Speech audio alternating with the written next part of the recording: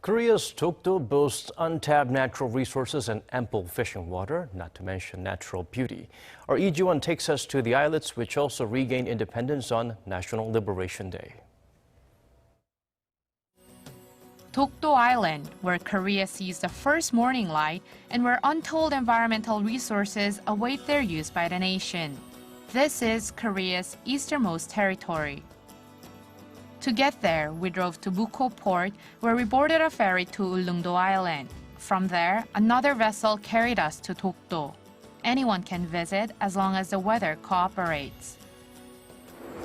And finally, after some 5-hour cruise rides, we have finally landed on Korea's easternmost island of Dokdo. We were lucky that the waves were calm and the weather was nice enough for the boat to set sail today.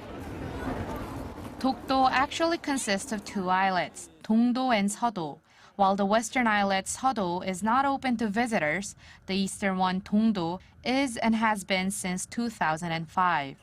Since then, the number of visitors has risen consistently. We wanted to visit our country's easternmost territory. We also wanted to show our support for the police guards who defend Dokdo from Japan. Japan has claimed Dokdo for decades. In its annual defense white paper released earlier this month, Japan once again describes the island as its sovereign territory, using the Japanese name Takeshima for a 12th straight year. But Dokdo has been Korean territory for 1,500 years, though the earliest historical documents in existence date back 872 years. And Japan itself explained Korea's sovereignty over Dokdo in a Japanese document from 1870 called the Secret Mission Report on Joseon, using an older name for Korea. It was only when Japan colonized Korea that it took control of Korean territory, and Dokdo was no exception. After surrendering in World War II, Japan returned Korea's independence and the annexed islands on this day, August 15, 1945.